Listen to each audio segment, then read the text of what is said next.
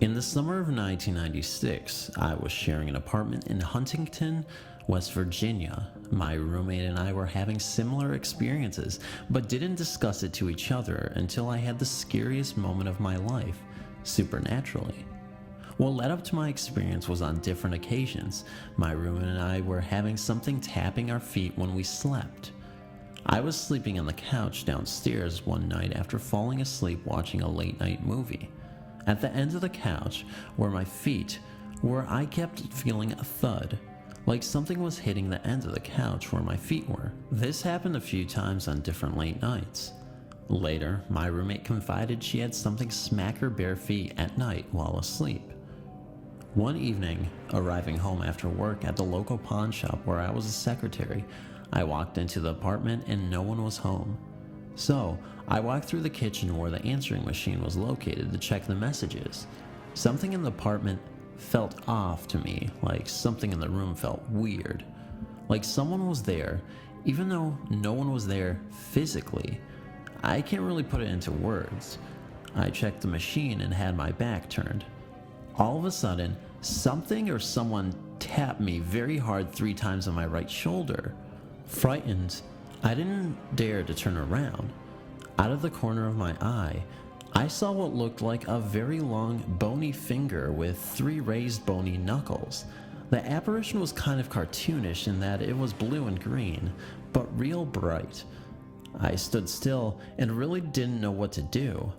Then I heard a voice that haunts me to this day. "Nobody's home," it said in a deep, guttural, angry tone. Calmly, but with the hair on the back of my neck standing up, I walked through the living room and went upstairs to the bedroom and locked the door. About an hour later, my roommate arrived home. I called down to her in a frightened yet excited voice and told her what happened. Being the accepting, ghostly kind of person she is, she believed me and recounted our feet experiences that evening. To this day, I think about what happened to me and it scares me to death. It never bothered me again, and I try not to think about it too much to give it energy to come back for another visit. Whatever it was seemed very large and very tall. I almost felt like it was 7 feet tall or something, and standing behind me in black, almost like a Grim Reaper type of thing, and it felt very evil. I mean very evil. What is that entity? The Reaper Copycat. Hey all, wanted some answers on this particular experience. I researched a lot into it but never seemed to pinpoint an answer. So I was about 8 or 9 years old. We had tiny holy statues that were placed above the fireplace on a little board. One was a Mother Mary holding baby Jesus in her arms. I took the statue and started running with it, hopping it along the wall, and saw my gran laying in the bedroom next to me, the one I was about to enter. I entered the room next to my gran's. The baby Jesus fell out of my mother's arms onto the floor as I was hopping the statue along the door of the room. As I bent over to pick up the tiny baby Jesus, I looked up to see a black figure about halfway coming out the floor. We had a double bunk bed in that room, and only halfway out of the floor, its waist was in the floor. Its head was almost in line with the top bunk. It was a pitch black figure. It almost looked like the Grim Reaper, if I can put it that way. It had no face, but it looked as if it were wearing a hood. It spoke to me in what a priest said was demonic tone. I was about 16 or 17 when I saw it a second time at my girlfriend's house.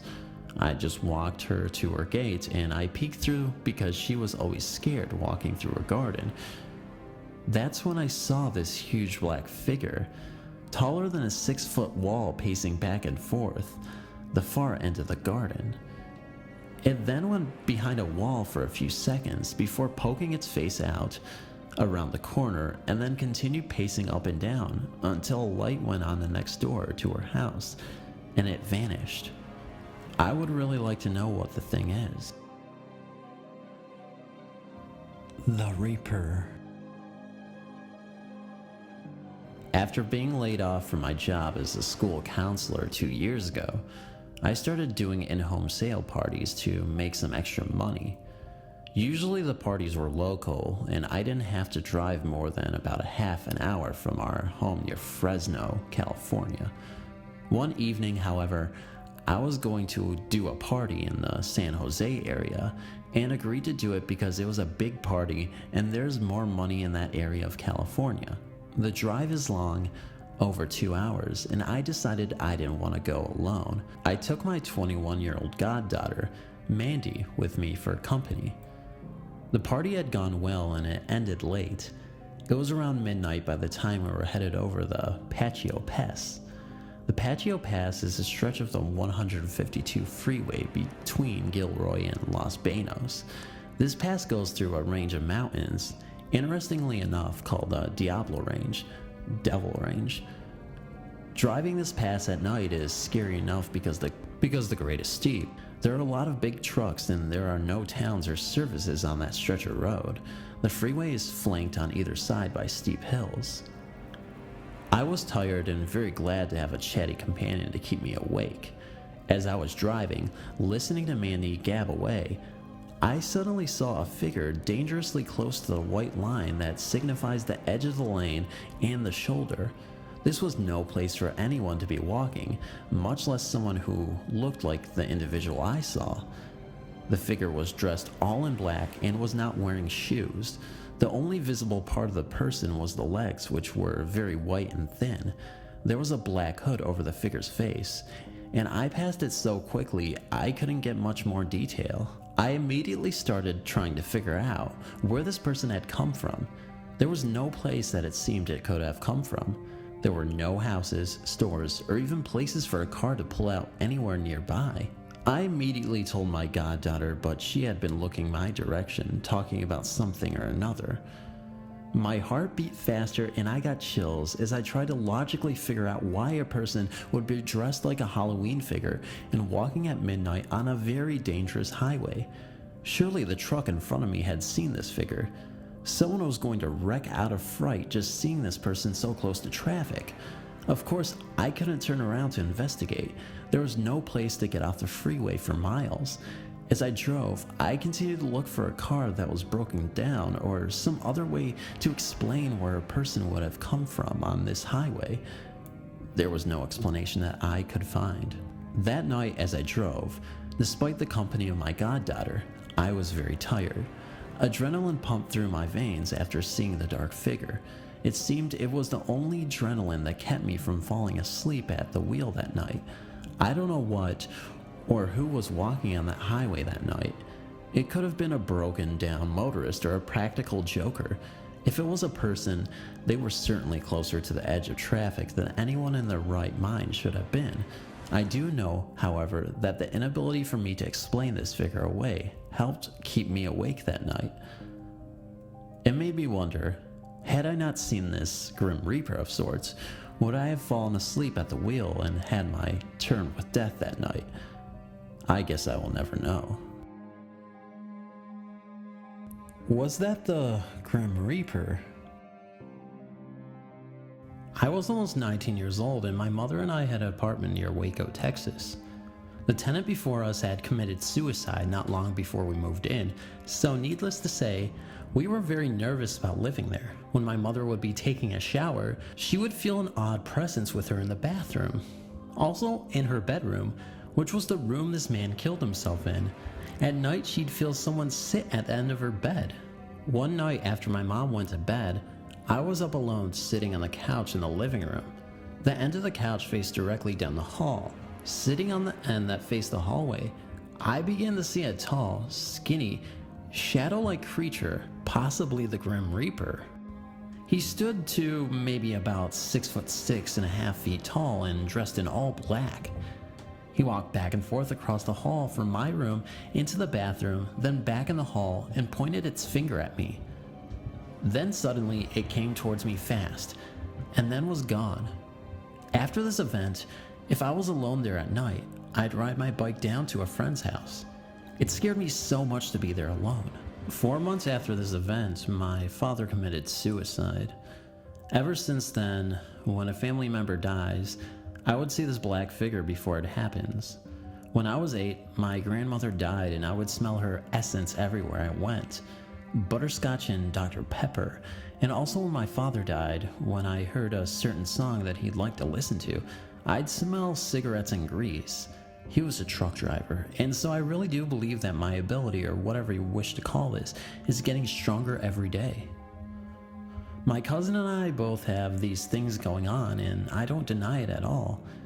That I am meant to use this ability to better understand the deceased and other beings that haunt our everyday lives. Any info about how to be closer to the deceased or how to better understand what's going on would be greatly appreciated. If you would like my email to chat about it, please feel free to contact me. And thank you for reading. The Reaper's Jolt.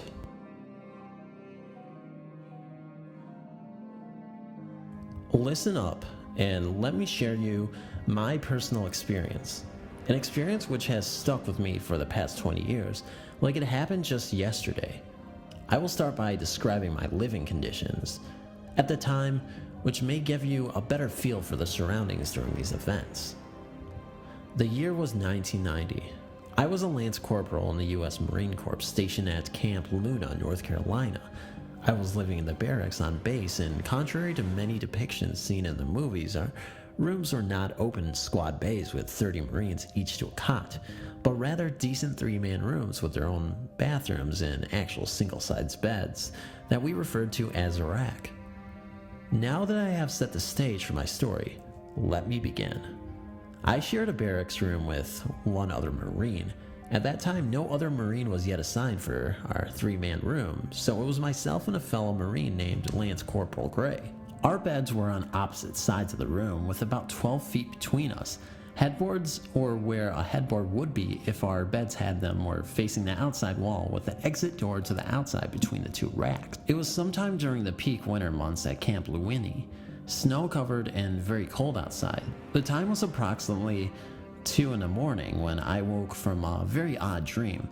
I can't recall anything about that dream, but I awoke lying on my side to find my arms stretched upward, as if I was reaching for the heavens. I know what you're thinking, weird, right? Not so much, since there were times in my life at a young age when I have slept, walked, and talked in my sleep.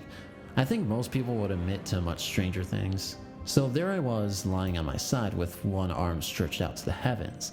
I then rolled over to my stomach to get back to the job of a good night's rest. But as I rolled over, my mind quickly became aware that something was standing right next to me. Something so dark that it was very visible in our darkened room, since the room only had the benefit of a single window which provided no more than a faint moonlit glow, further subdued by heavy curtains, making it barely possible to identify objects in the room, all except for this obvious presence standing next to me. This entity can only be described as a Grim Reaper minus the bladed staff. So black, I cannot fully emphasize the unnatural darknesses it possessed, complete with hooded cloak standing at what may have been just over 6 feet in height and eerily thin in stature. I quickly flipped to my back and yelled, "What the frig?" or a similar version of that phrase. It was there standing right beside me. I attempted to sit up and the Reaper reached out to me, reaching out as if to motion me to go back to sleep. Keep in mind, at this point, I can see and feel the very thin arms of this entity touching me and giving way as I was trying to force myself to sit up against its wishes. It was at that instance I was hit with what I can only describe as electricity. Not like being shocked, but more like hit with a hard jolt of electricity that continued to disrupt my senses, but the effects fade after about 30 or 40 seconds. The first jolt I was able to shake off quickly and yell to my roommate, "Gray, Gray!" I could hear that my yells to my fellow Marine woke him up quickly since he started yelling, "What? Hey, hey!" I was then given another jolt which set me back a few inches to what had to be the most difficult sit-up of my life. I didn't hear Gray for about 30 seconds, but was again fighting to get myself to a sitting position. I was able to force my body up and at this point was sitting on the side of my rack, but soon rewarded with the third jolt. This time jolted stronger than the previous times, so I am now sitting upright on the side of my rack in a heavy daze which I am fighting to clear. My head is leaning down, staring at the dark cloaked entity at what would be around its knees. It is now standing inches in front of me with its hand on my back between my shoulders. A few more seconds go by until Gray went for the light switch. That effort was certainly past due, and since the switch was only 3 feet away, only requiring him to stand up and reach out for the switch. Finally, Gray hit the light switch, but in my dazed state, it appeared to me as if the light traveled through the room, not like your normal turn on the lights, but as if it took a second or two to fill the room with the light. The entity had to get out and get out fast before exposed to the light, and that it did, by jumping over me into the wall behind me, knocking me back down on the rack, scraping its body over my face in doing so. At this point, my senses were clearing up, and I looked to see Lance Corporal Gray standing at light switch staring at me. Then in a panic, he ran over to the heaving wall lockers which we kept our gear in, throwing them open as if he expected something to jump out. Then he ran into the bathroom. I simply sat there processing what had just happened. Gray slowly walks out of the bathroom and sits down at the end of his rack. For a moment we just looked at each other. I then said to Gray, "What did you see?" To that he responded, "I saw something with 2 limbs stretched out at you." He also told me that when he tried to jump for the lights, he was jolted just as I had been 3 times during the entire ordeal. This slowed his ability to make that desperate lunge for the light switch. The entity did not seem to be aggressive. I got the feeling it was simply watching my odd behavior during my sleep. But when I awoke so quickly, it was caught up in a situation it had to react to. I can tell you that I felt no evil here. I would even go as far as saying it seemed gentle in its movements with no apparent negative vibe. If it wasn't for the mind-scrambling jolts which left me no worse for the wear, I may have considered this a positive experience. There was also something strange with the air in the room I noticed immediately after this incident. The air seemed to be extremely dry, like the moisture in the air was somehow sucked out. I felt like if I didn't open the door and let some fresh air in, my nose was going to start to bleed. A few months later, I was deployed to Desert Storm and never experienced any further activity, though I was hoping to catch another glimpse of this mysterious entity. I expected it has moved on to the nearest Navy base, where it no longer has to worry about light sleeping Marines, not to mention it would only take a fraction of its energy to knock those squids to the ground. Sorry, I couldn't resist taking a shot at my Navy brothers. This entity had 2 abilities worth making note of.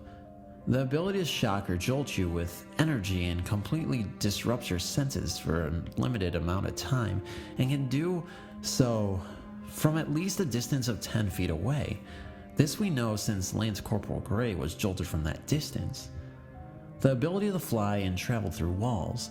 When the entity jumped through the wall, I was hit with substantial force, as if it was a running start, but in reality it jumped over me from a standing position, which knocked me back down on the rack.